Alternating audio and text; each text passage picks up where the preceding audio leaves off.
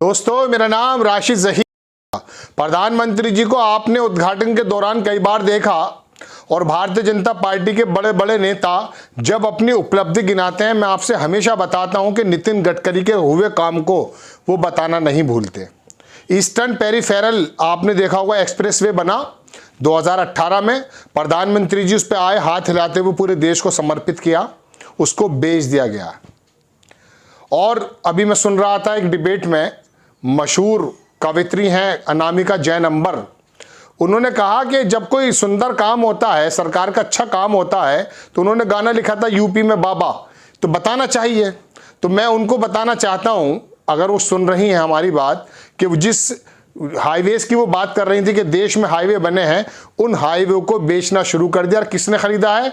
Canada की company ने। मैं अपनी खबर सुनाऊंगा, लेकिन उससे पहले भूमिका बांधनी बहुत ज़रूरी है दर्शकों।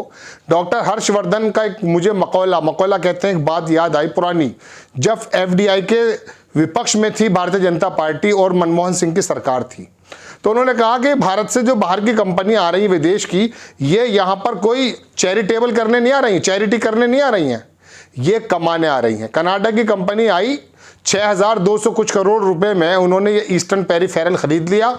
10,000 करोड़ रुपए में बना था और 20 साल के लिए खरीदा है। तो दर्शकों, अब भारतीय जनता पार्टी का जब नेता आपसे आकर यूं कहे कि साहब देखिए हमने हाईवेज बना दिए, तो ये बात भी जहन में रखिएगा कि हाईवेज बनाए जरूर नितिन गडकरी ने, और मैं अपने कई एपिसोडों में उनकी तारीफ भी कर चुका हूं। विपक्ष के नेता भी उनकी तारीफ करते हैं। ये बात अलग है कि NHAI पर कितना कर्जा है, वो एक अलग डिबेट का विषय है, लेकिन बनाए तो थे, अब वो बेच दिए जा रहे हैं विदेशी लोगों के हाथों। उसको मोनेटाइजेशन का भी नाम दिया। पूरी बात आपको सुनाता हूं दर्शकों।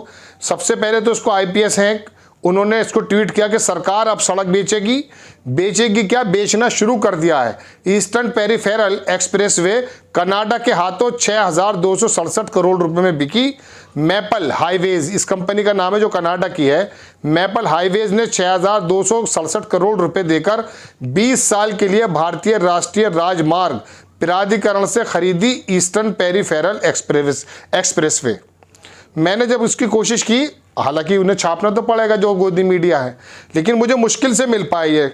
जो मुख्य मेन स्ट्रीम मीडिया है वो बहुत तेज़ी से इसको बताती नहीं है। एक आपको दिखाता हूँ, ये एक संस्थान है, आपकी स्क्रीन पर है, देशी कट्टा न्यूज़, इन्होंने इसको छापा है पूरा आपकी स्क्रीन पर, कि ईस्टर्न पेरिफेरल एक्सप्रेसवे कनाडा के हाथों 6267 करोड़ रुपए में बिकी। अब आप देखें दर्शकों खबर कि मैपल हाईवेज ने 6267 करोड़ रुपए देकर 20 साल के लिए भारतीय राष्ट्रीय राजमार्ग प्राधिकरण से खरीदी ईस्टर्न पेरिफेरल एक्सप्रेसवे। बहुत ज़्यादा फूले नहीं समा रहे थे लोग। और अब ये कंपनी वसूलेगी कि कितना टोल है, जेब से आपकी जाना है। आपसे मुताल्लिक ये खबर है, आपको चेतना ज़रूरी है और समझना भी ज़रूरी है। आप देखें, थोड़ा सा समय लगेगा, लेकिन सुन लीजिए ध्यान से कि केंद्र की नरेंद्र मोदी सरकार ने राष्ट्रीय राजधानी क्षेत्र की ईस्टर्न पेरिफेरल एक्सप्रेसवे कनाडा को जो कंपनी उसको बेच दिया है। कनाडा की पेंशन फंड की सहायक कंपनी मैपल हाईवेज ने उसको 6267 में खरीदा। 2022 में सड़क खरीदने का यह सबसे बड़ा सौदा है। सड़कें बेचकर सरकार ने पैसा कमाने की योजना बनाई है। इसे संपत्ति मुद्रीकरण योजना, एसेट मोनेटाइजेशन प्रोग्राम का नाम दिया गया है। इसी योजना के तहत NCR की यह महत्वपूर्ण सड़क 20 साल के लिए बेच दी गई है। अब मैं लंबी बात नहीं करूंगा। 135 किलोमीटर ये था। कहाँ से जुड़ता था? हरियाणा के कुंडले से गाजियाबाद होते हुए पलवल तक जाता था। मेरठ के गाजियाबाद के लोग भी इसके अंदर से जुड़ते थे। 7 विकास बिंदु थे इसके, जो निकासी होती है, इसमें बागपत, दुहाई, डासना, दादरी, अटल, चासना, मेरठ जैसे गांव पर रखा गया, जो मेरठ, गाजियाबाद, मुरादाबाद, नोएडा, ग्रेटर नोएडा और फरीदाबाद की ओर जाते हैं। सबसे जुड़ा हुआ था, 2 हिस्सों में बना था, 3 फुट चौड़ा धातु, तो सब आप जानते हैं, जबरदस्त मूर्तियां लगी हुई थी, बहुत पैसा लगा था। अब दर्शकों, मैं आपसे अर्ज ये करना चाहता था कि कितना अहम है ये एक्सप्रेसवे, ये भी नहीं बताऊंगा आपको, और ये भी नहीं बताऊंगा कि कैसे कैसे हुआ, सिर्फ इतना बताऊंगा कि अब क्या स्थिति है। 135 किलोमीटर लंबा ईस्टर्न पेरिफेरल एक्सप्रेसवे बनाया गया। इसको तमाम चीज़ें 7 इसके बिंदु हैं। अब KMP बोलते हैं, KMP एक्सप्रेसवे, इसका जो तमाम पैसा है वो अब टोल जो निर्धारित करेगी वो कनाडा की कंपनी करेगी, मैपल जिसको हम बता रहे हैं। अब दर्शकों बात यह है कि एक तरफ आपको हाईवेज जो कुछ बने हैं, और इस कंपनी ने खाली ये वाला नहीं खरीदा, एक और ख़रीद चुकी है, वो भी देखें, मैंने देखा था, पढ़ा था कहीं। मैपल हाईवेज ने एक्सप्रेसवे खरीदने के बाद कहा कि दीर्घा अवधि का अवसर तलाशती है, और पूरी दुनिया में इन्होंने एक भुवनेश्वर वाला भी ये ख़रीदा था जो भुवनेश्वर में बनाया उड़ीसा में, ऑलरेडी ख़रीद चुकी है। काफ़ी ज़्यादा इन्वेस्टमेंट है। कह रही है कंपनी कि भारत के बुनियादी ढांचे पर हमारी नज़र है, अब वहाँ पर इन्वेस्टमेंट किया जाएगा। बुनियादी ढांचा क्या है वो मैं आपको बताता हूँ। अभी आपको मालूम है कोविड हुआ था, तमाम के तमाम सेक्टर्स पूरी दुनिया में, भारत में नहीं पूरी दुनिया में ढेकले खा गए, नीचे आ गए। उस समय भी अगर किसी क्षेत्र ने रिकवरी करी तो हमारा कृषि क्षेत्र था। इसे कहते हैं बुनियादी ढांचा। पाकिस्तान पे भी कर्जा पड़ा था पिछले दिनों, वहाँ के जो हाईवेज और पुल थे वो बॉन्ड के रूप में रखे गए, कर्जा उनको तब मिला। और हमारे यहाँ कभी किसी ज़माने में अंग्रेज़ों को भगाया गया था इस वजह से कि ये लोग हमारी संपत्ति लूट करके लेकर जा रहे हैं। ये कंपनी जब आई हैं जाहिर सी बात है मुनाफे के लिए आई होंगी। मुझे हर्षवर्धन जी की वो बात बहुत याद आती है कि उन्होंने कहा चैरिटी के लिए नहीं आ रहे ये लोग। अब कह देंगे साहब सरकारी लोग थे, घोटाले हो रहे थे। तो आपने डिजिटल इंडिया जो बनाया था उससे घोटाले रुकते हैं या नहीं रुकते? भ्रष्टाचार से तो आप मुक्त बताते हैं।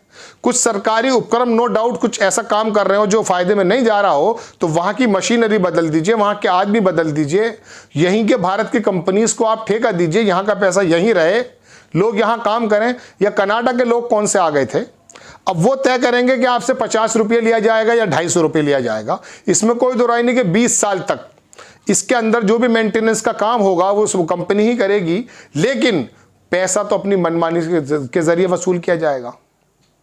यहाँ के जो ठेके थे वो भी बिकते थे, वो भी पैसे लिया करते थे। लेकिन ये शुक्र था, ये गनीमत थी कि जो लोग ठेके लेते हैं और आपसे पैसा भी लेते हैं, टोल में कितना पैसा लेते हैं आप जानते हैं। मैं भी लखनऊ गया था तो आगरा क्रॉस करने के बाद एक ही दफ़ा में 500-600 रुपये के करीब एक ही जगह ले लिए गए, वो जो अखिलेश ने बनाया है। कोई दिक्कत की बात नहीं है, वो अच्छा रोड बना भी था।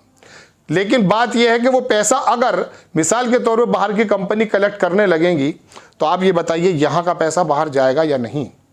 वो कंपनी आपको मदर टेरेसा की तरह यहाँ पर काम करने नहीं आई है, वो हमारे बुनियादी ढांचे पर नजर है, जैसा कि मैंने बताया, लिखा है इसके अंदर। अब दर्शकों एक तरफ आपको मोनेटाइजेशन अच्छा लगता है, आज तक भारतीय जनता पार्टी या केंद्र की सरकार या नरेंद्र मोदी जी हमारे वित्त मंत्री ये नहीं बता चुके कि नोटबंदी से फायदा क्या हुआ है। कोई कहता है कि साहब जो है आतंकवाद में कमी आ गई, कोई कहता है साहब नकली नोटों में कमी आ गई, कोई कहता है काला धन पे वार है।